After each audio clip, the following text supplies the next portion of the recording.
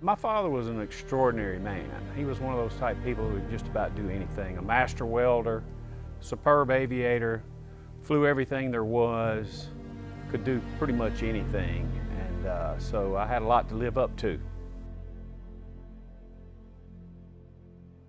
I flew with him. He taught me, he soloed me in the T6 that I fly with AeroShell while I was a junior in high school, and taught me the advanced aerobatics in the T6. And really, he didn't teach me how to fly solo, but once I had soloed and done, he grabbed me later on. He said, all right, now I'm going to teach you how to really do it.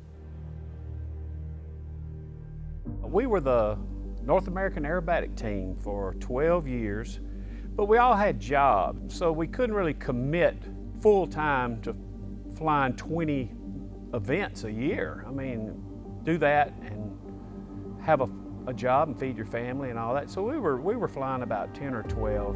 When AeroShell came on board, it just snowballed. And we went from a 3-ship to a 4-ship. And I'm really just blown away. When we go to Oshkosh, the line just goes out the door and around the corner. And I think to myself, how did I get here? I first started crop dusting when I was 20 years old. Crop dusting aerial application has been in my family since the 1930s. So we're third generation crop dusting. My dad crop dusted for 24 years. I've been doing it 38 years, and my son's been doing it 5. So it's not going anywhere, and it's been in the family a long time. Real proud of that. My dad, I was working on the farm, and we're at that age we kind of butted heads. So I said, you know, I don't know if he did that on purpose. Maybe so. I don't know, but I saw right quick. I said, it's time to become my own man. So I went and flew for my uncle and got out from under my dad's wing. It started from there. And I can say this, the very first time I ever dove into a field to spray it, I said to myself, literally, I said to myself, I cannot believe somebody's going to pay me to do this. I can't believe it. Started off crop dusting in a Pawnee, and then I went to an AgCat, which is a biplane, radial piston engine, and then I went to the turbine airplane, AgCat, and then now into the air tractors.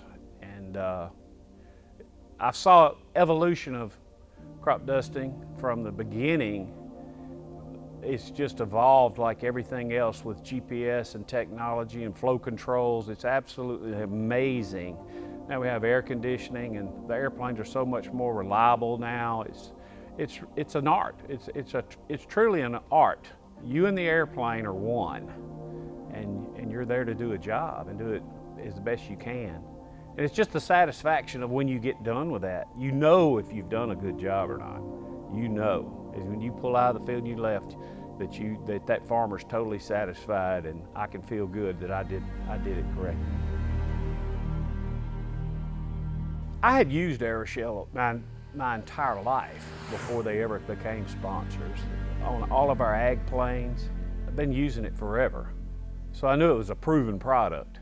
AeroShell is hands down the best because I've seen the extremes of everything. I've put engines to the test. I flew with piston engines, reciprocating engines for 20,000 hours. 20,000 hours worth of flying with those. And when I went to turbine engines, there wasn't any question. I was putting shells in there. No, I mean, 560, that's the way to go. And, we put them through the paces. We'll do 40, 50 takeoffs and landings a day. We're not like a jet that takes off and flies for 7 hours and lands. And 40 to 50 takeoffs, high power, low power. I mean, you're really expecting a lot out of your engine. And the 560, the turbine oil, I'm really just not concerned about it. That takes the worry away from that. And I always look down, I check my monitor, my gauges constantly when I'm flying. And my oil temps and my pressures are always right where they should be. So that's peace of mind. And I like flying with peace of mind, but especially the older I get.